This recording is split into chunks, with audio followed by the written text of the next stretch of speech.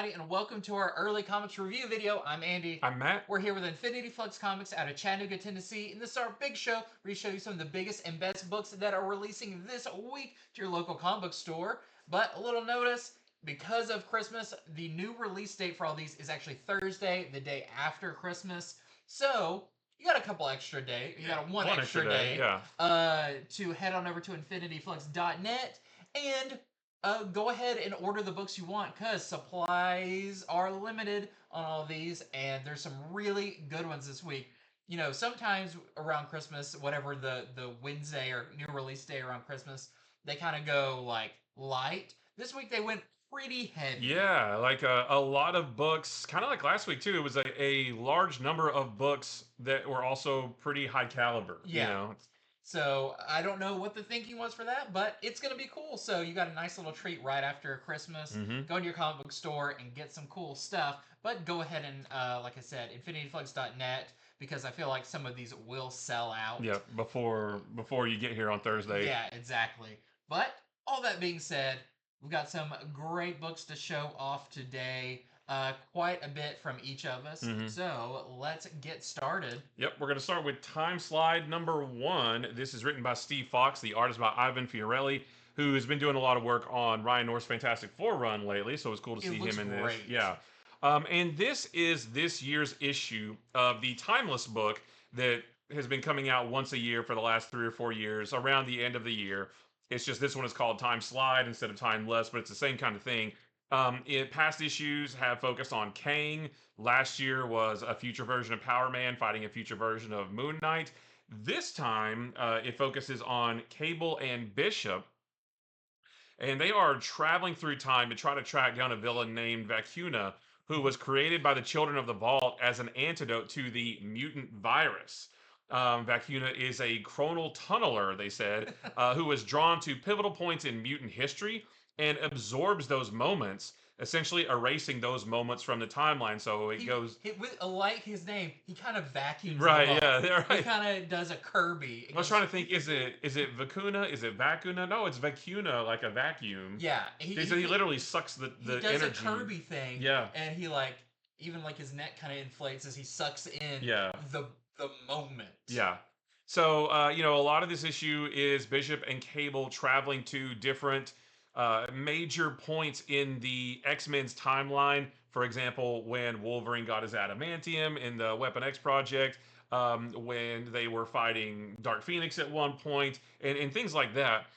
So they're bouncing all around the time stream. Well, while they are bouncing around the time stream, we start to get little teeny tiny itty bitty glimpses at maybe some stories to come in the future in the Marvel Universe, which is what the Timeless books are known for in the past. They've shown us like little pictures of like, oh, wait, why is the one that never got resolved, why is Mary Jane wearing Spider-Man's costume fighting the Black Cat? I don't know. We never got to that, but things like that. Although this one was a little bit more stingy with those glimpses because the images are like this big, and a lot of them we've already seen. Like, Spider-Man has got his sorcerer costume on, and some were just characters. Yeah, they're just standing there. There's like She-Hulk. You're like, yep, that's She-Hulk. All right. There's one tiny little glimpse of like the new Moon Knight kid that's going to be coming up in the new Champions book next month. So things that we already know about. A Doctor Doom wearing the Doctor Strange's cape, and we already know about that kind of stuff. But they're in the middle of the issue, though. We do see a list of event names, or maybe story names, some of which we've heard of. It does reference, the top one says the 8 Deaths. That's 8 Deaths of Spider-Man. It references One World Under Doom. We already know about that one as well. But there's a long list of other story names that we haven't heard of before. Some very intriguing things. Yeah, I was like, I wonder what that one's going to be. I wonder what that one's going to be if we ever see it. I felt like they did do a good job in this one. I think one of the characters that kind of sends them on this mission says, like, the future is rocky. Some of this stuff may happen. Right. I think that's the editors being like, this is the plan, but don't hold us 100% to it. Yeah, I'm feel very certain that's exactly what it is. Yeah. So we do get a list of event names that we don't know about, and at the very last page of the book, it's not an image. It just says, coming in summer 2025, and then there's a there's a title Yeah. for what I'm assuming is the next big event. So don't miss that. But yeah, I mean, so as a preview book, this maybe I didn't think this was as quite as good as previous Timeless books. However, the main story of the book, just Cable and Bishop bouncing around time, I really like that quite a Yeah. bit, and the artwork was really good. I like seeing Cable and Bishop together They have a because really cool rivalry where yeah. like the whole time they're like, we could be friends. The other one's like, no, we couldn't. Yeah, And so, it's very, buddy cop. It's very, I don't know, Jackie Chan and Chris Tucker in the first Rush Hour, like they're yeah. friends, but they bicker all the Well, time it's cool and too they're because fighting each Bishop other. was like a future cop, and Cable was like always on the run Yeah. from like authorities and stuff. So they have a cool. They don't. They both do similar things, so they kind of trust each other Yeah. in that sense, but they don't get along. Yeah. But there, from those little glimpses, we do see some interesting things. Oh, yeah, for sure, There's absolutely. a handful of them that are legitimate. Like, I wonder what that means. There's one towards the end that maybe references a cover of something from the right. past that maybe shouldn't exist anymore. That was like, oh, that's really interesting. Yeah. Is that going to come back? Yeah. There's another one that kind of references one of the things that's on the list. That is kind of a one for one that you can start to maybe put together some of the ideas, but like in all of them, like it says the 8 deaths. We know that's in Spider-Man, but who knows where these could even take place? Right. Like what books these are going to be fulfilled in. So I think that's really interesting. Yeah. So all in all, I mean, it's still good. It's just a one shot, just like all the other ones have been. So if you've been collecting all the Timeless books, maybe snatch this one up too. Or if you just really want even the tiniest morsel of something that might possibly happen in Marvel in the future, grab this one too. Because again, the story that's wrapped around this, Cable and Bishop jumping through time, it's really good. And it's cool to see them go back to pivotal moments with the X-Men, back in the day. And the time stream is a little bit messed up too, though, because when they go to the event where the X-Men are fighting Dark Phoenix, there's a character there that should not be there. Yeah. But that character, it's almost like that character was always there, but that character shouldn't exist at that point. Yeah. So very cool stuff. Something maybe to do with the vacuumer. Yeah, right. Something maybe how when he moves through time it kind of messes it up. Yeah. And maybe he's going to be a bigger threat in the future. He's kind of an interesting character. Yeah. He's kind of one of the over designed, like he's got a lot of bits and pieces Yeah. to him, but visually very cool. And you said this before we started recording. There is not really, I wouldn't call it a preview, but this does feel like it very lightly leads into the upcoming Cable series that's coming out too. It, where we see him, it does say for more on this, check out this Cable book that's coming out soon. He does go to, I think in that he's in what, is it 30.99 or something like that? Something like that. Yeah, it's like 3,000 and something. And they go to that spot, and there's some characters that he interacts with that says like to see more of this. So some people that look like he's going to be palling around with in that book are in this. I thought that was really cool. Yeah. That even this does tie into his new book. And if it's anything like it, it's going to be really cool. Yeah. Like this is a cool Cable. Yeah, for sure. Oh yeah, it was good seeing adult old man Cable in this again. Yeah. It was not kid Cable. Like this is actual Cable right here. So it was really cool. And I wanted to say too, this is $6.99, but it is oversized. Yeah. This is not just a regular 22-page book. You get more in this. So there's our A cover right there with Cable and Bishop, and we got some cool variants for this. This is the Del Mundo variant. What does that look? You still have the green screen. We thing still have the on? green screen effect. I'll take that off while you're doing yours. We still have the green screen effect on the camera from when we did our. Oh, we should have put the background up. Yeah. Oh man. Oh well. This is the Betsy Cola variant. She holds up there, but she disappeared. Yeah. My bad. This is the David Nakayama variant. Jean Grey is in her green costume, not her black one. And this is the 1 in 25 Francesco Mobley variant that we're selling for $14.99. And this is the 1 in 50 Rob Liefeld variant that we're selling for $124.99. So I'm going to be very careful with this one. Very cool. So next up, I've got one very exciting. This is Absolute Wonder Woman number 3. And let me preface this by saying this is my favorite issue of this book so far. This one has definitely grown on me. Not that I didn't like the first issue. I did really like it, but I do feel like Batman and Superman came out of the gates a little bit harder than Wonder Woman did. It was definitely like, you could tell it was building. whereas those kind of started off, Krypton's exploding and Superman's liberating this group, and Batman is like Driving a dump truck. driving a dump truck. But now Wonder Woman, I think, is paying off that slow burn in a really cool way, because in the previous issue we saw the big threat, the Tetracide, which is this giant Lovecraftian cyclopean being that came out of maybe the ocean. I don't really know where that thing was hanging out. But it's been there the whole time and nobody noticed. You're like, oh yeah, I see it yeah. now. Oh, now he's there. Yeah. I thought that was I thought that was a weird cloud. So that's the looming threat, and Wonder Woman seems to know about this thing. Maybe it's kind of it might be from hell. It might be some kind of mythological something. Did it come out of that pyramid? It might have. It seems like it's bigger than that pyramid, though. That pyramid hasn't really popped up since the first issue. Maybe it turned into that. I don't know. But we've got Steve Trevor in the last issue. Well, in this one, basically Wonder Woman goes to Steve Trevor and the other soldiers that are still in Gateway City, kind of posted up, and is like, I'm gonna die fighting this thing. Yeah. Which I thought was like, it seemed like, what are you talking about? She's like, I'm just being honest. Like, I don't think I can defeat this thing, but I need you to get everyone out of the city while I do face off against this thing. Like, I feel like this now, the situation in this is, because of that slow burn, really kind of scary and dire. Like, Wonder Woman's just like straight up like, yeah, this thing, I don't know how we're gonna stop it, and it could just take over the world, basically.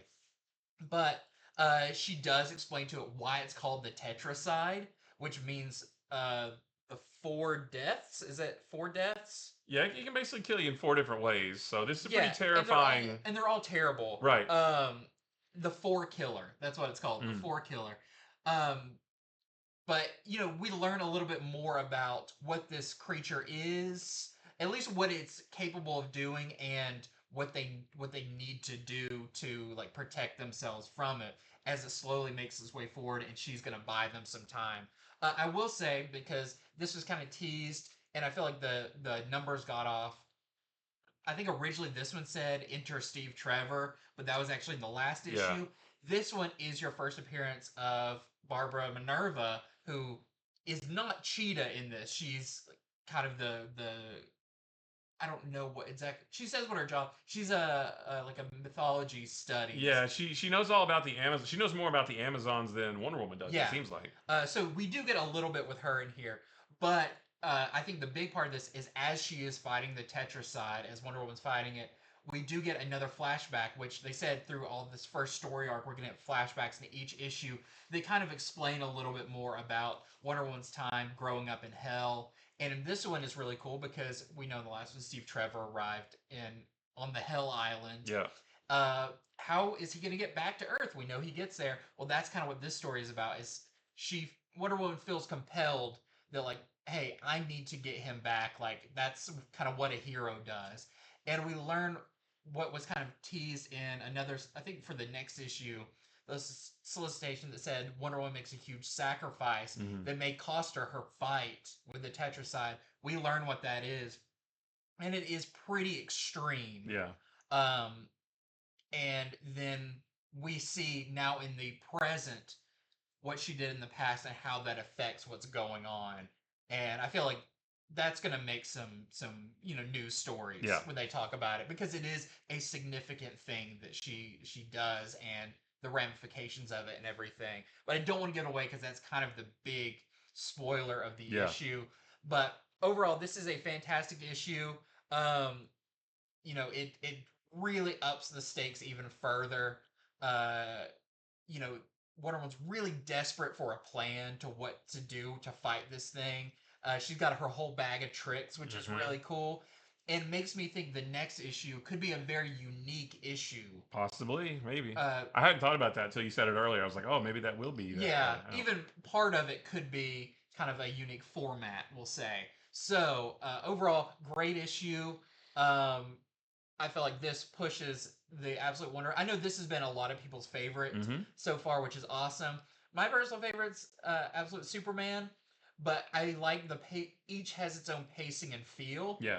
And I feel like now, like, they're all really, like, leveling off with each other of, like, how big and awesome they all are. Yeah, I do feel like this issue it's my favorite of this series too. I feel like this issue has solidified Absolute Wonder Woman as my second favorite behind Superman. Yeah. Yeah, so but they're all three phenomenal. So. Yes. It's they're all great. They're all just shuffling around at the top tier Right, of comics yeah. currently coming out. But highly recommend if you didn't already know about Absolute Wonder Woman, what you doing because you need to check it out. Mhm. So that is number 3. We've got some great variants for it. So we've got this is the Chuma Hill variant, which I love. This does have a very like you could see it on the wall of a a temple or Yeah. something. Very cool. We've got this really pretty. This is the Ariel Diaz variant. That's the one I pre-ordered, I Yeah. think. I hope so. Where yeah, she's definitely ready for action in there. Also, she's got a great moment with Pegasus in this, where she kind of like, if she thinks she's gonna die, kind of how she talks to Pegasus Yeah. and everything, which is really great. We've got this 1 in 25. I believe, yeah, this is a Danny variant we're selling for $14.99. And we have a virgin copy of this 1 in 50 Ariel Diaz cover we're selling for $49.99. Well, the hits just keep on coming for DC because we've got Justice League Unlimited #2, and this is just as great as the first issue. I was about to say you had to try with all your might not to put this as your number 1 Yeah, pick out the gate. yeah, for sure. Because now you're just going to talk about it for the rest of the time. Yeah, this is the rest of the show, guys. So just buckle in, and at the end we'll just run through all the other ones real quick. So there are multiple storylines in this book. The main one though involves those strange alien eggs that Batman and Blue Beetle found in Costa Rica last issue. Which I really like because that was the smallest part of the previous That was the issue. smallest part, yeah. So now that's getting expanded upon. Yeah. So in that last issue, my notes say when Batman saw the eggs last year. I meant to put last issue. Last. Oh gosh. Maybe if this came out in another week, right? Then you could say he for saw sure. last year. So when Batman saw the eggs last issue, he radioed the Watchtower and said, "Hey, send some heavy hitters." And the characters that show up in this, because again, the Justice League Unlimited sends whichever heroes are needed, are best suited for whatever mission they're going on. So they do send some heavy hitters. I won't tell you all of them who show up. I will tell you though that one of them is Martian Manhunter. So Martian Manhunter fans, you are going to very much enjoy this issue. We learn who or what is responsible for those eggs and has been abducting the children in the area.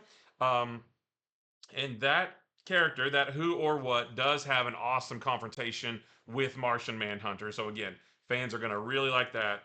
There's also a couple pages that I really liked in this involving Ray Palmer, Ryan Choi, and a third character where they have to deal with the messed up powers that are the result of the Absolute Power event. And this is definitely setting up the Adam Project miniseries, which is coming out in January. So it's only 2 or 3 pages of that, but it kind of gives us a little bit of a taste of what that miniseries is gonna be like, and how they are trying to work to fix out all these messed up powers. So that little chunk of it was cool. And then there's a little bit more in this too that I'm not telling you about. There's one page that involves something else, but I won't say anything about that. But this is just another awesome issue. I love seeing these characters interact with each other because some of them are characters we don't necessarily see work together all the time.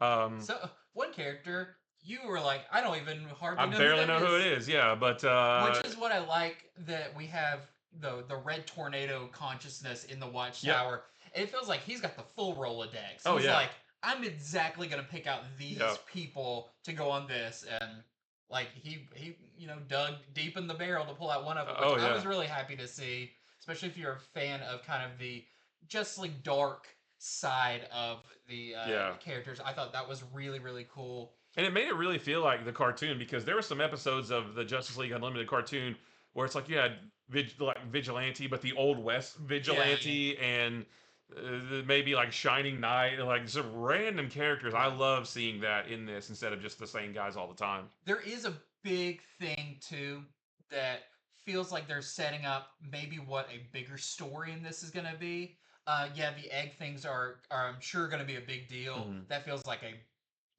DC Universe level thing.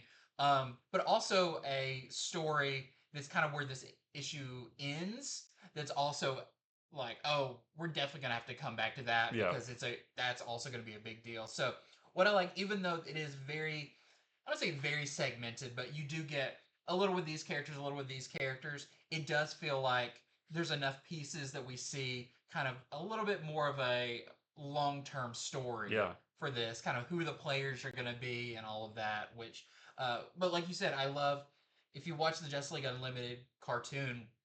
That's what I want from this is like show me as many characters as you can. Mm-hmm. So the part with Ray Palmer and Ryan Choi, I'm like, yeah, this is awesome. Like Yep. now I want like a full issue that is just the atoms working together. Well, we're gonna get that in the Yeah. Atom Project. Yeah, so that made me excited for that mini series. You know, It's a good time to be a fan of even the most obscure DC characters because I feel like everyone has the opportunity to show up in something. Yeah, and it's funny because Mark Waid on one of the calls we were on with him did say that this series is not just gonna be deep cut characters that Mark Waid likes. It's also going to feature brand new characters, and he referenced the characters from the spirit world, Yeah. and that section of books, the Vigil, those characters. So he did say it's going to be a nice mix of characters, not just ones that he wants, but ones that a whole like different range of people might want. Yeah, that's awesome. So yeah, super awesome. Not much more I could go on, but I won't. But Justice League Unlimited, fantastic issue. If you love the first one, you are going to love this. If you haven't read the first one, what are you doing? Get it, get this. It's gonna be awesome. So there's our A cover right there, and we got some cool variants for this. This is the Simone DeMeo, right? Yeah, Simone DeMeo cover. We have the Mike Deodato Jr. cover. This is the Derek Chu cover with Star Sapphire and Wonder Woman, right? Yep. Yep. We have this. It's a wraparound. Yeah, this is a wraparound. Ariel Colon wraparound, so you can see the Trinity. You see the Trinity right there. I know Batman has a helmet on in that, but can Wonder Woman breathe in space? I don't think she can. But she's a goddess, right? So it doesn't really need of to. Earth, not of space. Maybe she is. I don't know. Then we have the 1 in 25 variant that we're selling for $14.99. Got some villains on there. None of these characters appear. I will say that. And we have the 1 in 50 variant that we're selling for $24.99. And maybe half of these characters appear, and the other half don't. But yeah, very cool. I love it so much. I want it to go on forever. I also like how Mark Waid said it's also not just going to be Superman, Batman, and Wonder Woman. Yeah. It's not just the big three all the time. It's like, some teams are going to be a weird mashup of some A-tier Justice League members and some F-tier members. And I love that Dan Moore is doing the art because we get to see his rendition of all these random characters. Yeah. Like, I want to see him draw every DC character. Yeah, and now I want, every time a character pops up, I want a miniseries like The Question. Right. Where it's like, oh, yeah, I want to see, like, what are they currently up to? Still waiting for my Firestorm book, DC. I know you watch this show, so please give me Firestorm, and we will be 100% set. I don't think we'll have to wait too long. Next up, I've got a cool new one from Marvel. This is Sabretooth, The Dead Don't Talk, #1. So this was really weird. It kind of... What a way to start. This is weird. Well, because it's not tied to really anything. And it's not even tied to, like, well, we got that Sabretooth movie coming out. Yeah, right. It's not anything like that. So what is this Sabretooth book all about? It is kind of in current continuity, at least part of it. You'll see when I tell you a little bit more about it. But this is by Frank Thierry, and the art is by Michael Sta Maria. And I actually really enjoyed this, and I didn't know how I was going to feel going into it, because I like Sabretooth as a character, but usually I like Sabretooth up against a Wolverine or something like that. But this is really cool. So, in present-day Marvel Universe, in New York, there's a bar called Satan's Circus, which sounds like it should be like a metal bar, like a really dark... It's not. It's kind of a really old, it's been in the city forever bar. And it does start out really fun because there's like this live streamer guys like, check out this weird old bar look, have these people been in here from the beginning? This is where old people hang out. And of course, Wolverine takes his phone and crushes it. Right. Because Wolverine is sitting in there because he's been to this bar for many, many years. You know, it's one of his haunts, Mm-hmm. everything. Well, while he's there, he gets to talking with an older gentleman who's sitting at the bar who turns out to be a historian and knows kind of the history of the bar and, you know, doesn't know who Wolverine is or anything this whole time. And Wolverine's kind of playing coy about how much he knows. But Wolverine at first doesn't want to talk. The guy kind of convinces him because he piques his interest. And Wolverine mentions he's just coming from a funeral, which, you know, if you read it, you'll figure out whose funeral and everything. But at one point, Wolverine does notice because the bar has a bunch of pictures and news clippings and stuff behind it. There's a picture from the 1900s that has Sabretooth in it. Mm-hmm. And he was like, he asked the guys, like, who, do you know anything about that picture? And the guy goes, oh, yeah, that is Mad Dog Murphy and his gang. And Wolverine's like, ah. And so the guy goes into the story, and that's what this issue is this story that takes place in the 1900s, kind of about what Sabretooth was doing at that time. And we see Sabretooth breaking out of Ravencroft, which is really cool. There's some guest appearances by other characters, other Marvel characters, but that would have been around at that time. And you see what Wolverine was doing at that time. But it's really cool because it is pretty violent. It's pretty like, you know, the Sabretooth that you know and love. Like, he uses his claws a lot in this. But he wants to get out, but he kind of wants to figure out something to do when he's out of this thing and kind of lay low and everything. And he discovers that there is a criminal organization that he might be able to join up with. But first, he's got to prove himself. And that's kind of where we get into what this series is going to be about. So this is Sabretooth as like a 1900s Gang of New York type, you know, brawler with a little cabbie hat and stuff. Nice. But it's a really cool idea. It's a really cool premise. I thought the art was cool. The Wolverine that the artist draws in here straight up looks like Hugh Jackman as Wolverine, which is interesting. But the stuff Sabretooth goes up against, you'll see him or you'll see somebody fight a bear. These kind of big, kind of the time burly brawler guys. It's all really cool setting that we don't get a whole lot of story set in this. But all the stuff in Ravencroft is really cool and brutal and scary. So overall, I really like this. I think it's cool. You don't have to have been reading like current X-Men stuff to really get this. Feels like it could pretty much take place at any time other than something Wolverine mentions early on. But other than that, yeah, cool Sabretooth book. Looking forward to seeing where it goes with this. So there is your A cover for that. And I think we have, yeah, we've got a couple of variants. So we have this Parator variant. Feels very Logan, that series that had the art style that's very similar. We've got, of course, this very interesting Frank Miller Sabretooth. You can determine how you feel about it. And we have a Tommaso variant as well, which, I mean, it doesn't exactly happen, but a bar is in this and Sabretooth is in this, so it's kind of close. It's close, yeah. Well, I have a period piece book from Marvel as well. Wow, we didn't even plan that. Yeah, this is Hellhunters #1. This is written by Philip Kennedy Johnson and the artist by Adam Gorham. This is set in 1944. And the issue opens with this group of Nazi soldiers who are running away from the Russian army. They're running through the woods, and they come across this weird decayed horse that is possessed by a demon and chained to a tree, and it's like talking to them. And it says, hey, I can offer you, you know, power if you'll let me go or whatever. And when they get close, the demon jumps from the horse into one of the one of the soldiers, who then goes on to possess the rest of his troop. So now you've got this little group of Nazis that are possessed by demons. That's never a good sign, right? Well, so 6 months after that happens, the American forces are flying over Nazi-occupied France. I'm sorry, Nazi-occupied Germany. When they're, or is it France? Maybe I wrote that down wrong.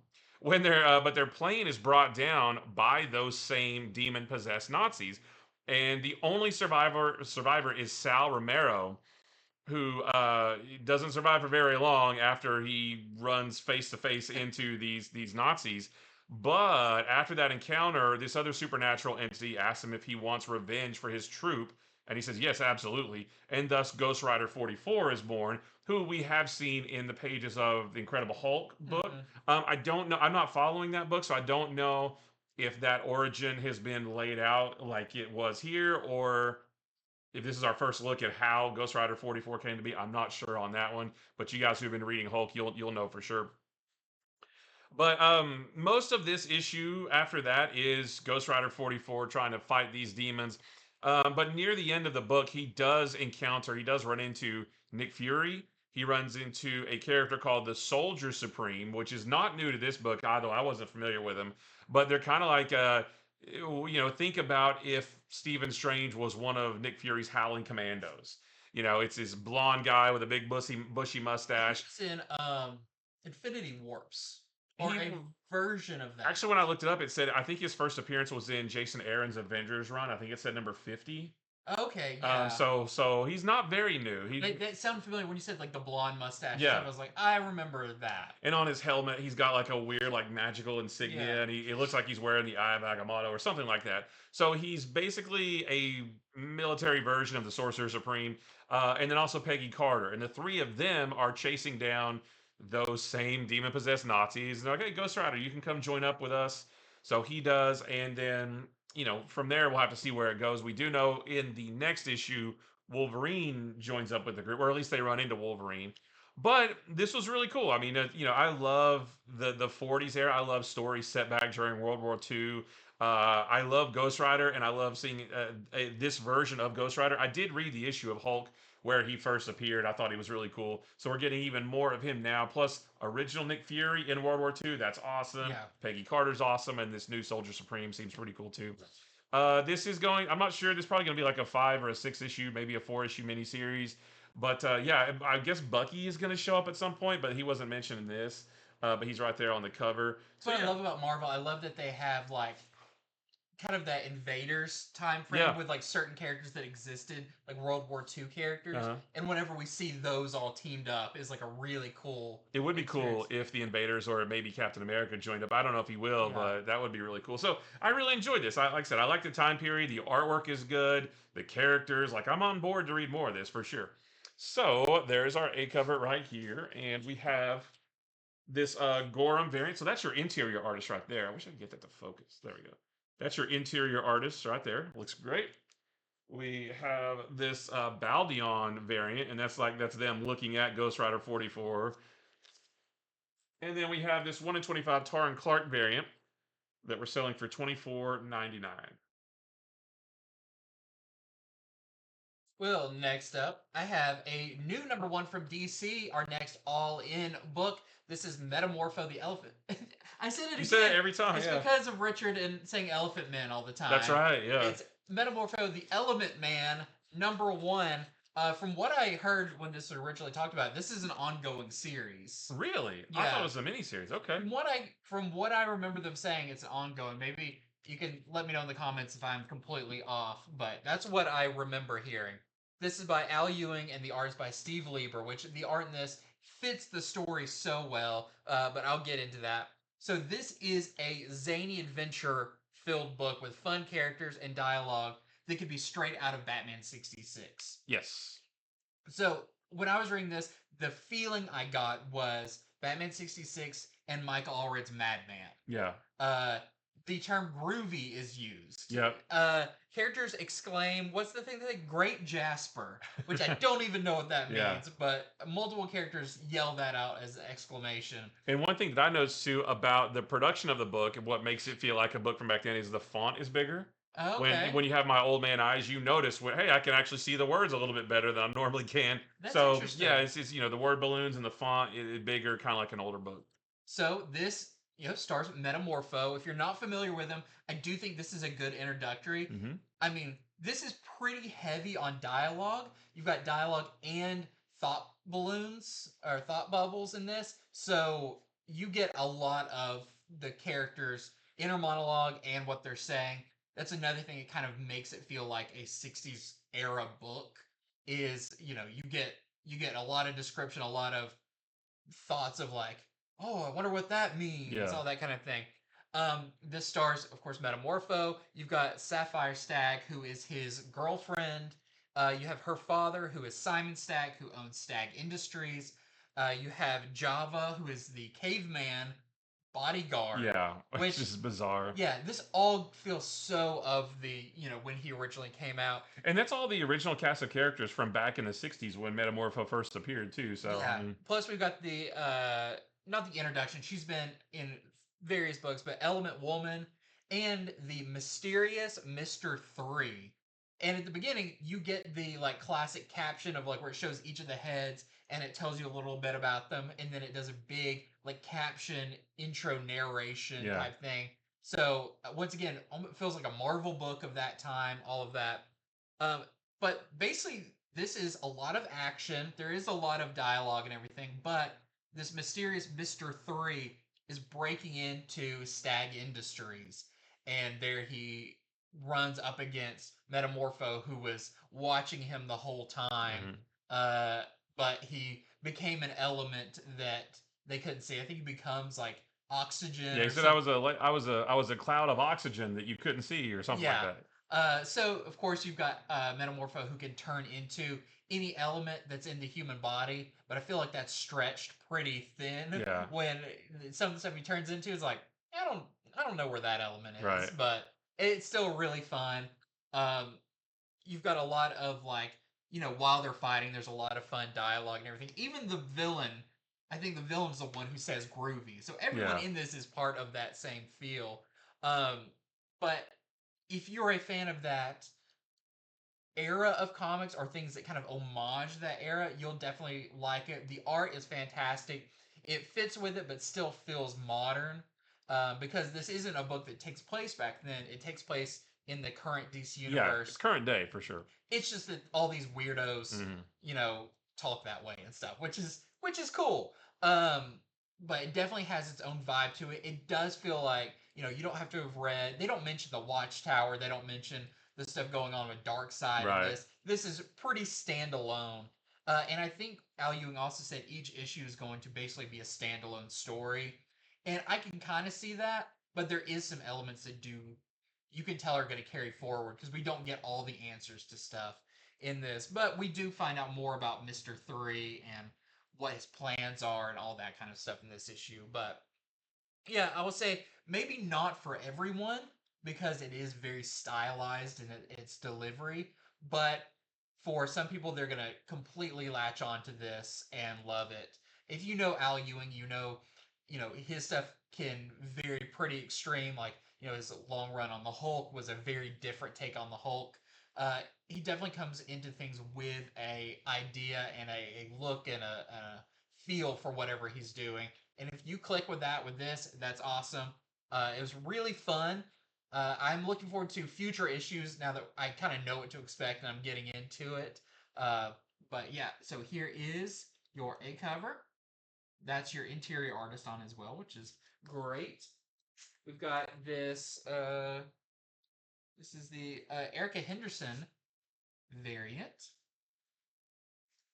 Plus, you're gonna have Metamorpho in the new Superman movie. I was gonna So, say he's in the new Superman movie, so if you want to know more about him, this would actually be a good book to get because it gives you all the information you need to know, and this is the foil Fico Ocio cover, which I I love what like he that looks one. like on that Hmm. one. But yeah, did you have any thoughts about that one? I feel No, like it's one of the most unique books. yeah, You know? definitely. It definitely doesn't feel like a lot of the other books out there right now because it is goofy, but not in a bad way. Yeah. But it is a little bit maybe zany. Zany Maybe is like the Oh yeah, Zany a Adventure. zany Yeah. adventure is the first sentence I wrote. Yeah, but it's still fun. I like Metamorpho. I've always wanted to learn more about him. There is a DC Finest Metamorpho book coming out summer 2025. We're not there Yeah. yet, but yeah. So I think Metamorpho's supporting cast is really cool because he's engaged to Sapphire Stag and they love each other, but her dad is a complete jerk. Hmm. Metamorpho only stays around because Simon Stagg promises a cure, Yeah. which he never delivers on because he outright says, I want you like this. I like you better this way. And Java doesn't like Metamorpho, but they're this weird like dysfunctional family Yeah, and almost. they're all just like together. Yeah, and then half of them don't like each other, Yeah. but it's so cool. All right, so I've got a new book from Image here. This is called Dust to Dust. This is the first issue. This is going to be an 8-issue series. It's written by J.G. Jones and Phil Bram, and J.G. Jones does the artwork as well. And the artwork in this is really beautiful because it's all this. Every page is like this monochrome hand painted thing. So like if you can see the top right here, that's what the entire book looks like right there. Is that monochrome Sepia kind of, tone. yeah. So now, after reading, I read this whole issue and I was invested, but I did have to go back to the solicitation because I was like, what the heck is this series supposed to be about? Yeah. And when I went back to the solicitation, I remembered, oh, yeah, this is going to be about a sheriff in Oklahoma. We meet him in this, Sheriff Meadows. He teams up with a photographer whose name is Sarah. We meet her in this, but they have to hunt down a serial killer at the height of the Great Depression. So this is set in 1935. But there is nothing in this issue. There's no murder. There's no serial killer. There's no nothing. It's just almost like a slice of life kind of thing of these, this small town called New Hope in 1935. I was like, what is the story here? So I guess there is going to be murder and a serial killer, but it's not in this. This is a setup issue. This is putting all the pieces in place, setting the stage kind of thing. But we meet Sheriff Meadows. He's kind of the main character of this, but we also meet a man named Jim Olson. He is pulling up stakes and moving his family out to California because, again, this is during the Great Depression and there's no work for anybody. And they're in Oklahoma. There's a big drought. They can't water their farms and that kind of thing. So this guy Jim Olson, he's out of here, right? We also meet um, another guy. His name's Hillard. He seems like he's kind of running the town. I don't know if he's mayor or something, but he seems like The authority figure yeah, there. the authority figure in town, but not even like not he's not a lawman but he's still bossing the sheriff around, but he's not he's just maybe like he's the most wealthy guy there, I'm not sure. Um he also seems kind of like a jerk. He doesn't seem very nice. And we meet a few other characters around the town as well. But also we meet the town of New Hope, which feels like it's a character in this book as well. And like I said, there's several mentions of there not being work available for anyone. And yeah, like I said, it sets the stage for what is to come. But if you had never read the solicitations and you read this, you would have no idea that, oh gosh, this is going to be a murder mystery where they're hunting down a serial killer. There's nothing in this at all that indicates that.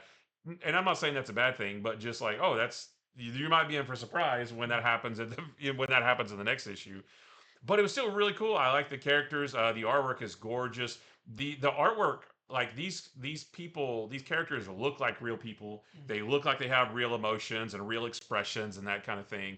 And yeah, so now that I've spent an issue with these people, I hope none of them die. And if it does, I hope they find the killer. Right. So, but yeah, very interesting. Again, another period piece. Set a little before the 40s, again, 1935, but still a very interesting time in American history. And that's our A cover, and that is the only cover that I have. Well, not a period piece, but a very exciting book is Superman number 21. And this was another one of the best books of this week. Yep. But let's get into why that is. So we're dealing with a lot of the Doomsday stuff. It was kind of, I feel like the last two issues were really the setup for what's to come. This is a little bit of an interlude, but it still deals with a lot of the Doomsday stuff. So Superman wants to take, as I put in my notes, Superwoman. There's a reason why I wrote it that way. On kind of a date, kind of a hey, let's just like get out of the house type thing. Because Superman is really kind of stressing about all the stuff with Doomsday and what the what was he called? The time Time trapper. Trapper. What he told him and everything. It's really gotten to Superman. And he's like, I kind of just need to go clear my head. Let's go do some training Mhm. for you with your new superpower. So they go to the moon and do some fun target practice. They also kind of do want to have like a date thing to go have a picnic and stuff, but it's all with the Superman flair of they go to crazy places Yeah. with crazy people and that kind of stuff. That's really really cool. But they do have a moment to kind of sit down and talk, and Lois kind of gets it out of him of like, "You're still really worried about Doomsday, Yeah. aren't you?" And it's a really nice moment that they both kind of reflect on what that day when he did die because of Doomsday, what that meant, what they remember, all that kind of stuff. There's a great panel where Dan Mora kind of redraws one of the famous scenes from that fight, but it's colored kind of in a flat tone. This looks really, really cool. It does look like a lot like Dan Jurgens. Yeah. When he did it. Yeah. But most of this issue is kind of that with them dealing um, with the stuff going on with Doomsday and everything, but also trying to keep themselves occupied. So there's other like little hero stuff they have to do. There's a part with Amethyst, which I thought that was Yeah. really cool to see, and a battle she is involved with, and how Lois may have a different approach to being a super person than Superman, which is really fun and really kind of refreshing. How she's not just a carbon copy, but she has her own way of dealing with stuff.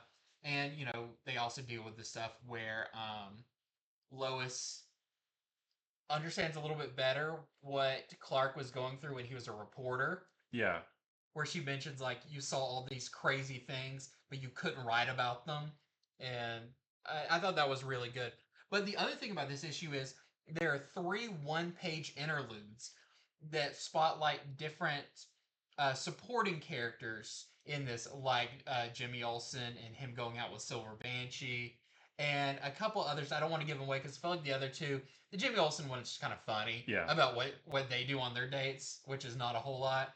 But the other two are kind of significant, especially the third one. The second one that maybe involves a little bit more of Doomsday, I think is really interesting. But then the third one maybe sets up a future for some other characters, which I thought was really cool. But it's not all just kind of an interlude issue because right towards the end, they really get into what I believe is setting up a big story that involves everything that's been going on with Doomsday, but revealing a wider scope of that is really cool and answers some questions from a previous issue about a weird planet we saw and everything. So, very cool issue of Superman that is kind of deceptive. At first, you think it's going to be kind of a fun outing, but it eventually turns into a pretty important piece in setting up the future of Superman stories. And you do find out what is kind of the perfect date. Why wasn't these other dates working for them? And what actually does work.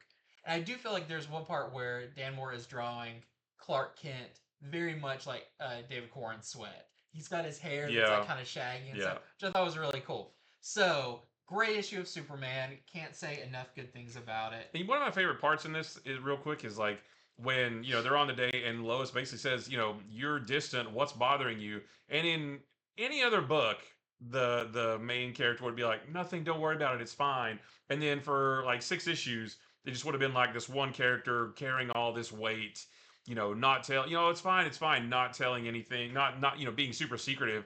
But she said, Clark, what's bothering you? And he's like, here's what it is, and he just completely opens up. I love that because they have such a good relationship. They have such a good relationship. Superman is always so honest. Like, it was so refreshing because I really did kind of think he's going to say, "Oh, nothing, don't worry about it," and he's going to be all, "I gotta do this by myself." But nope, he just opens straight up to Lois, and she talks to him, and they talk it out. It's awesome. Yeah, it was great. Great issue. There is your A cover. We also have this beautiful Chris Samney cover. Very classic Fortress of Solitude. We've got this.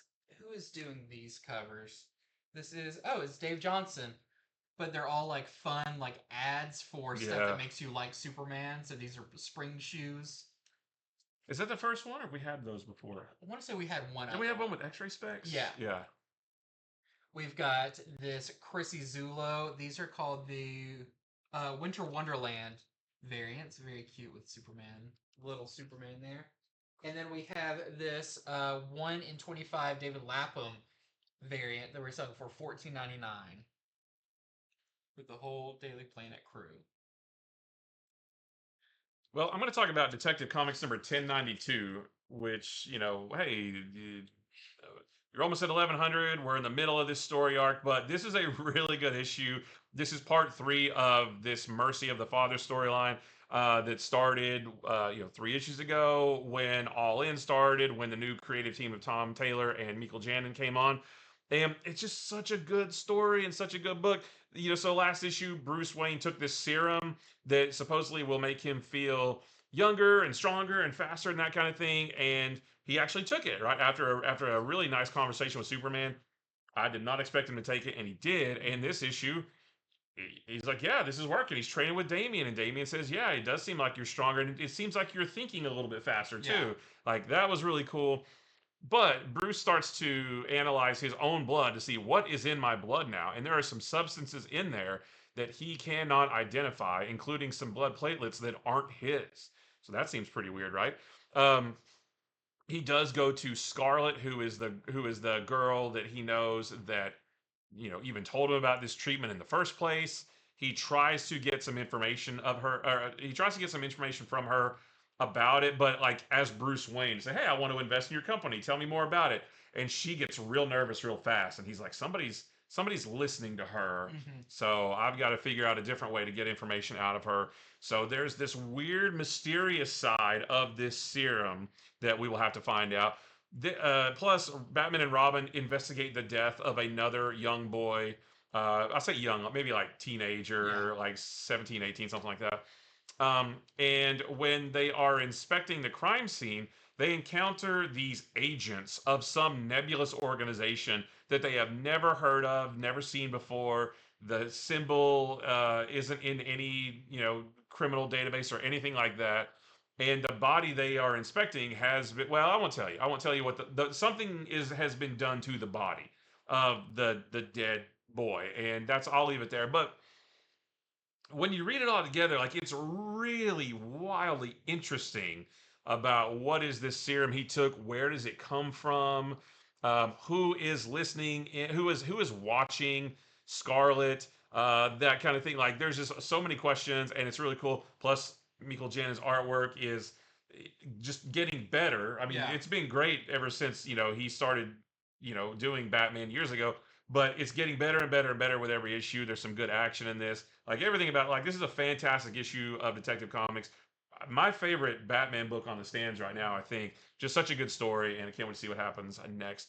So we have our A cover right here, and we have this Christopher Mitten variant. And we have our Steven Subic variant also. Well, next up, I've got Star Wars: The Battle of Jakku, The Last Stand #1. So this is the last mini-series that makes up the maxi series that is the Battle of Jakku. This is part 9 of 12. So I'm not going to get too in-depth about it, even though it does say #1.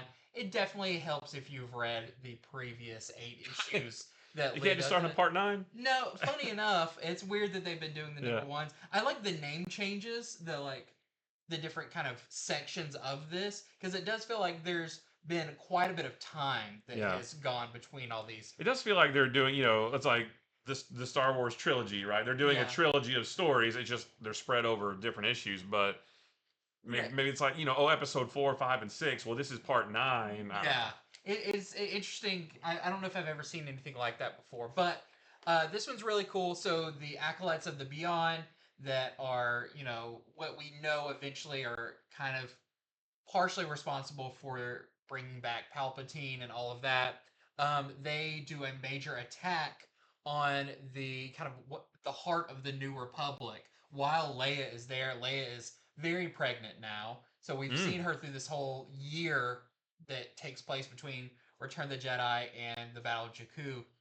So I guess, I mean, I could have done the math to figure out that Kylo was born, like right after the battle, but it's interesting to see that go on.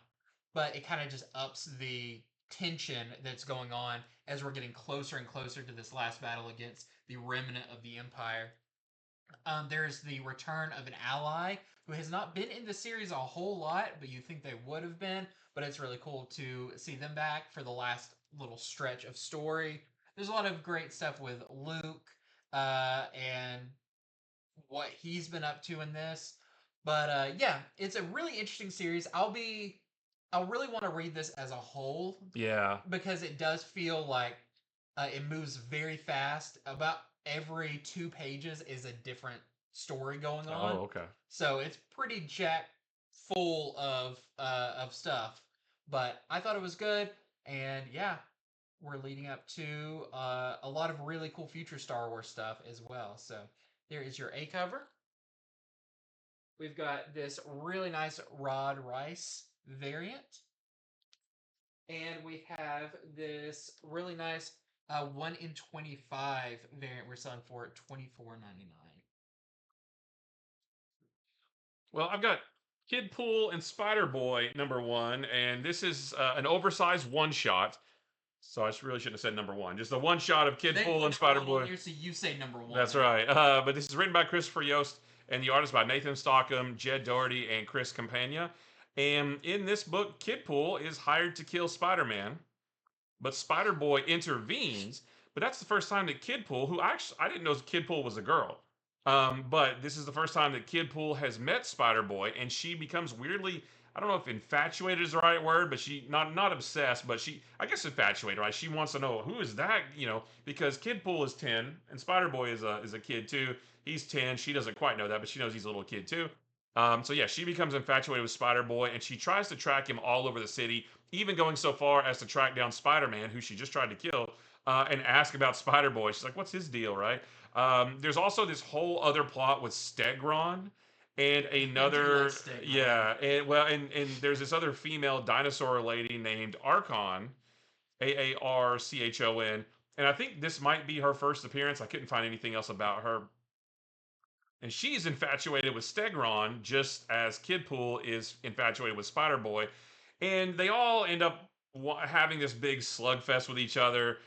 So yeah, I mean, it's just kind of a one and done story. This has a lot of the Deadpool wackiness in it. So if that's your thing, I think you'll definitely like this. Deadpool is in this a little bit, but it's mostly Kidpool and Spider Boy, and just craziness abound. So if that is your thing, if you're a Deadpool fan, you're definitely going to want to check this out. So there's our A cover right there. We have our this is our Todd Knock. Yeah, golly, yeah, Todd Knock variant right there. And then this is the Campagna variant. And then we have this 1 in 25. That's Paco Medina? Yeah, it's Paco Medina. 1 in 25 that we're selling for $59.99. Oh, that's a parachute. Yeah. That's really cool. Next up, I've got issue #2 of Hornsby and Halo, our newest. That's our newest addition to the Ghost Machine universe. The last issue we saw Zachary and Rose, who are children of heaven and hell, put on Earth, and to broker a treaty between the two after a big war. But they don't know that one's an angel and one's a demon. They don't know who they really are. But until the end of the last issue, where they did have a moment where they turned into their true forms, but it seems like they don't quite remember what happened. Just the ramifications of what was left when they woke up the next morning. But this one's really interesting. There's an earthquake in the town they both live in. No one quite knows what it is, but suddenly a big group gang of bikers shows up that start causing trouble, and Zachary and Rose decide, hey, we should take them on, which seemed a little weird. They're very precocious to think they can take on these bikers, but this leads to them becoming their true forms of kind of an angel and a demon, and the bikers may be being sent from somewhere. Yeah, there's a little bit more to the bikers than it seems. Yeah. But there's also a few more characters that are introduced in here, like a gravedigger who there may be more to him than we know. a mysterious character that talks to Rose but then vanishes, and a little bit something else at the end. So they're definitely building out this world, uh, and maybe some people who are on Earth watching these two to make sure everything goes okay. But a really fun issue of Hornsby and Halo for #2. You can see it's very Ghost Rider Yeah. on the cover. That is your A cover. And we have a Gary Frank cover as well, which looks great. I've got West Coast Avengers #2, and the first half of this issue in particular is really cool because the West Coast Avengers infiltrate this big tanker ship that is full of weapons. And I'm not going to tell you who, but there is a very interesting villain who is acting as captain of the ship.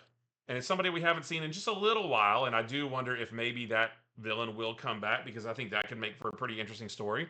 We also get Firestar officially joining the team in this issue. She was only on 1 or 2 pages last issue when Tony called her, giving her the invitation. So she does join the team in this issue. And the kind of surprise ending we got at the end of last issue, we get more of that near the end of this issue. So that storyline, it's not resting on its laurels. Like it's coming. Like they're about to start having to deal with this thing. So if you enjoyed the first issue, definitely don't miss the second one this week on Thursday.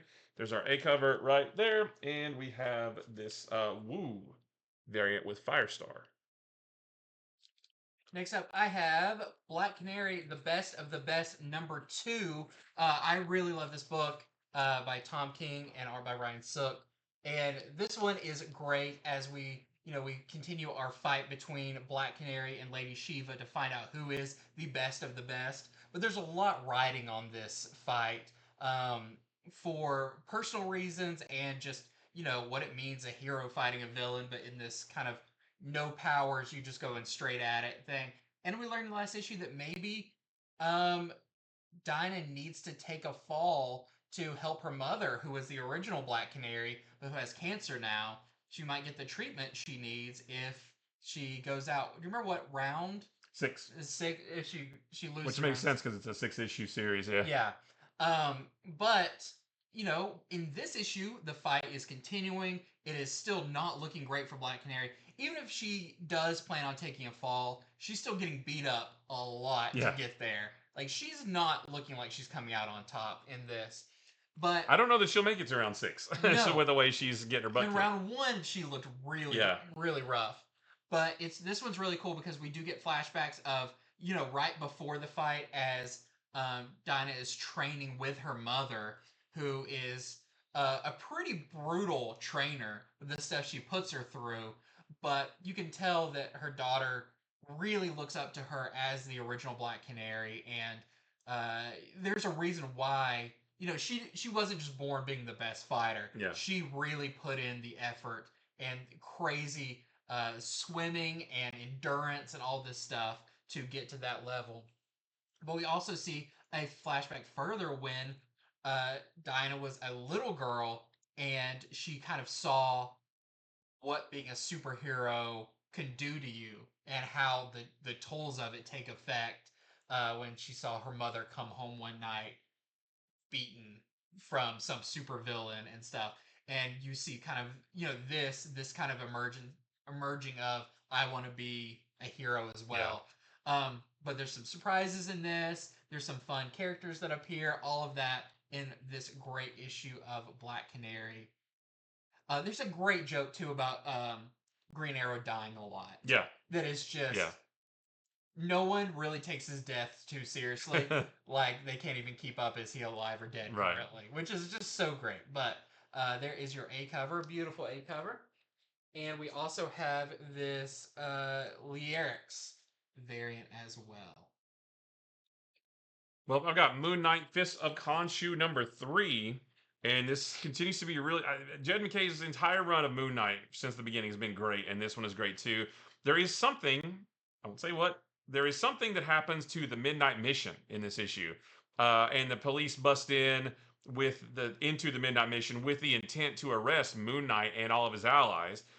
They want him on charges of suspected cult activity But also the sale and distribution of the drug glitter, which has been, kind of the main story point in the first two issues of this. But we know Moon Knight didn't really do that. He's being framed, and we kind of know why why and how that's happening too. And now, they have to fight their way out of these cops that want them for something they didn't do. And now Moon Knight and his team are on the run and they're fugitives from the law. And where do they go? How do they clear the names? That kind of thing. That remains to be seen. But if you're reading Jed McKay's Moon Knight, another great issue right here. And this is our only cover that we have. Well, I've got a book I really enjoy, and I say it every time. I don't know if this book is for everybody, but I really like it. I'm a big Kitty Pryde fan, and this is such a great spotlight of her. So, Exceptional X-Men #4. We've got kind of two stories going on here. One is Trista, who is Bronze, one of the new mutants that Kitty Pryde and Emma Frost are training a little bit. Wants to try out for a school musical, but she's afraid that she'll get nervous on stage and go bronze and everyone will learn she's a mutant. So Emma Frost decides, I'm going to train you to have better control over that ability. So that's kind of part of this. The other is Bobby Drake shows up to Kitty Pryde's apartment, and Kitty has wanted to put everything X-Men related, everything mutant related behind her. She's very hesitant even about helping these new mutant kids, but she knows if she's not there, she doesn't know what Emma Frost is going to teach them. So it's more of like cautionary that she's there just to make sure they don't get led astray. But Bobby shows up and is just like, oh, I'm thinking about doing a new business venture and I want to check in with my old friend and stuff. Kitty's having none of it. She's like, nope, put everything behind me. And heaven forbid he brings up Krakoa or any of that, she will go ballistic on him. But why is he really there? She has some suspicions, but it's not looking good. And this maybe even turns her off even more to the whole, like, we should get the X Men back together type thing. She's not cool with that. But there also, during the auditions, Bronze, something happens that is actually related to what's going on in X Force right now. Okay. And there is a big monster attack that is very cool. But I'll say by the end, it's kind of a sad issue, but I really enjoyed it. I thought it was really cool, really interesting, and I think it's maybe one of the most. If you think of like the Claremont era of X-Men, this kind of tackles more of the like day-to-day personal stuff but it's done really well. That I really like. So there is your A cover. Iceman does not turn ice in the entire thing. It's just Bobby Drake. Okay. It should say, featuring Bobby Drake. But there's your A cover. We have this Baldion variant with Melee, one of the other new characters. Really, only Bronze is in this one much. You do see the two other kids, but they're only in passing. Can Melee phase through walls, or is that Kitty doing that? Melee can phase through walls, and that's what makes Kitty. But there's something different about her phasing. Okay. But it makes Kitty like, I need to keep an eye on her because this feels a little close to home. We also have, I love this one. This is the cover I got. This is the Savage cover with Kitty Pryde Hanukkah cover, which is really pretty. I love the colors. And then we have a 1 in 25 Akka variant that we're selling for $14.99. Once again, no ice in this Iceman issue. It's a very warm issue. Yes. Very cold from Kitty. True. Cold shoulder. Well, we've got Iron Man #3 right here, and this is Iron Man versus Ironmonger round 2, as Tony makes one last-ditch effort to stop the Roxxon AIM Stark merger. And it's a really cool fight because we do get to see Iron Man use his new giant sword a lot, which is a really cool thing. Like, I love that giant sword. And I will say that the vote for the merger does happen, but I will not tell you if it succeeds or fails. You'll have to read that on your own. But it does happen, and then that will move the story on from there. So that's pretty much all I'm saying about it, because a lot of this issue is just Iron Man and Ironmonger fighting, and it is really cool. And again, the big sword, he's like pulling out of his back and like shooting a laser beam. Like, it's really neat. So this is our A cover right here, and we have this really cool Whilce Portacio Like that's the armor from Heroes Reborn from back in 1996. So if you remember that era, that's the exact armor. I don't know why. I don't know if this is going to be a series of covers, but that's cool. I want more of that. I want Yeah. to go back to that era. And then we have this Marvel versus Capcom variant as well. Next up, I've got Ultimate Black Panther number 11. And this one's interesting. So in this, there's a representative of the Khonshu Ra conglomerate. I don't know what you call them. But very like mouth of Sauron. Like literally you only see his mouth and it Yeah. comes to strike a bargain between Wakanda and their people, and Shuri is there to talk to him about it. But of course, there's nothing good involved with their deal. But there's also more secrets, or there's a theory about vibranium that is brought up that is really interesting and could explain a lot of things. But I will say, this cover with the new Sorceress Supreme, she is not in a single panel of Right. this book. Which is a bummer because I liked her from the last I issue. really like the ending of that last issue where she's on the boat and all of that. That was so cool. But this does get back to T'Challa and what's going on in Wakanda and all of that. So, but misleading cover. So there is your A cover. Yeah, it makes it look like she's fighting T'Challa, and that doesn't happen at all. That does not happen at all. And then we also have this 1 in 25 cover. I can't tell who the artist is on this for 1999. And Storm and Killmonger aren't in it either because they're with the Sorceress. Well, I've got X-Men number 9, and this is part 3 of the Raid on Grey Malkin storyline. It's been going back and forth between X-Men and Uncanny X-Men. The next part, part 4, is the last part. It'll be in the next issue of Uncanny X-Men. But in this one, the X-Men have finally stopped fighting each other long enough to team up and fight against the Sentinel Dogs and Blob and Siren that Dr. Ellis has sicked on them because they've raided the Grey Malkin prison. They want to bust out their buddies, but they got to go through Dr. Ellis's forces first. So they team up, they fight these bad guys, and then afterwards, Cyclops and Rogue are like, "Hey, that was great. It feels great to be on the same side again, to have all of us back together again, fighting bad guys. We should do this more often." And Cyclops like, "Yeah, that is great because." The world hates mutants right now. We all really need to stick together. But then they immediately start arguing about something again, almost to the point where they start fighting again. So that was a little bit frustrating because, I want them all to be friends and be together. Although the thing that they're arguing about, I do see it from both sides, so I don't quite know how I feel about it. But while all of that is going on, Psylocke and Nightcrawler have sort of branched off, and they are walking through the prison, and they find something very, very interesting deep in the bowels of Grey Malkin prison that is going to set up a recently announced X-Men crossover story that's coming in early, maybe February or March 2025. This is going to. This is where kind of that gets started, I guess. So very interesting ending, but I don't want to spoil it for you.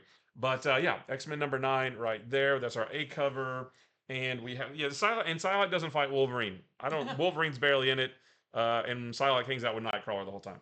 So that's our A cover. We have the Marvel versus Capcom variant with 90s Psylocke. We have our Mercado variant with Cyclops. I love the Giarusso variants. Mm-hmm. I think one more of those. I think so, yep.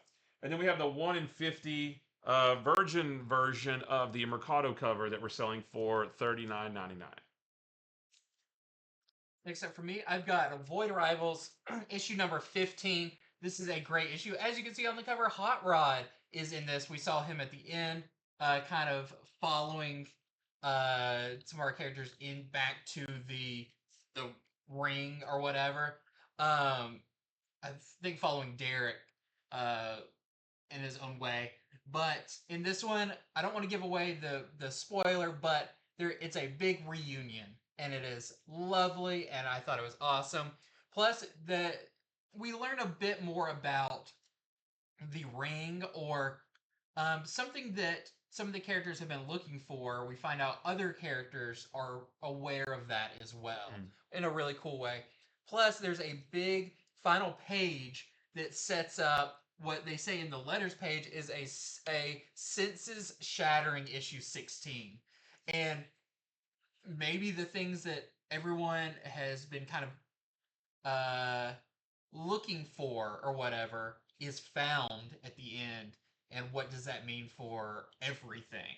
So yeah, they even mention it as a myth on Cybertron that they end up finding. So very, very cool. This series continues to be great. I also did think it was interesting in the letters page. They said, like, by the time you're reading this, G.I. Joe 1 and 2 have been out, all of that. Those are 3 books for the foreseeable future. So I guess don't look out for any, like... Wait, G.I. Joe, Void Rivals, and Transformers? Yeah. Okay, gotcha. Yeah. So, they are focusing on those. And they said Void Rivals, even though it does have Transformers in it and stuff, is still going to remain a very, like, you can read just that one. It's not going to cross over too much. Always read the letters pages in Robert Kirkman books. There's always little nuggets. Really interesting information in those. They actually, I feel like, are more transparent than a lot of letters pages about stuff. So, there is your A cover with Hot Rod. My favorite Transformer. There is your 1 in 10 Romero variant for $5.99 with Hot Rod. What? My favorite Transformer. And we've got this 1 in 25 EJ Sue variant we're selling for $14.99. That's maybe a little bit of a spoiler about what characters have a reunion. Well, I've got Spider-Boy number 14 here, and in this one, the Dragons Challenge begins, and that's the tournament where kind of like the pairs fight against each other. So not necessarily Master and Apprentice. Tag team. Yeah, but we've Tag got... and tag. Well, not even tag team, because they all fight at the same time. But we've got Daredevil and Spider-Boy. We've got Bullseye and Spider-Girl. And we have some other characters that aren't superheroes, but they're like top fighters from around the world. Like an adult, kind of like a Master and Apprentice, an adult and a kid kind of thing. We do see Daredevil and Spider-Boy go fight through their first round. We see Bullseye and Spider-Girl fight through their first round, but they don't fight against each other. But they both advance to the next round. But I wanted to talk about this one because a lot of this issue gives us more backstory on Spider-Girl. And we got her origin and who she is last issue, but this gives us even more to that, to the point where she actually had, when she first joined up with Bullseye, she actually had a different, I don't want to say identity, a different costumed identity. And her powers get explained a little bit more. So, if you've been reading this and you've been liking Spider-Girl, you'll definitely get more of her in this. So I just wanted to let you know about that. When we also find out how she knows so much about Bailey, because she knows a lot about him, and that's explained in this too. So another really fun issue. Spider-Boy continues to be really fun. So that's our A cover right there. And we have this Rose Besh variant with Spider-Girl. I've got Amazing Spider-Man number 64. Just announced this week. We know we're getting a new Amazing Spider-Man number 1 coming up. So this looks like this might be the last story arc before we get that. Yeah, I think so, because that comes in April. Yeah, so that's probably pretty close. Yeah. This is part 4 of this 8-death story. And Spider-Man faces off against a brother and sister of Sidorak that are kind of like twin power type thing.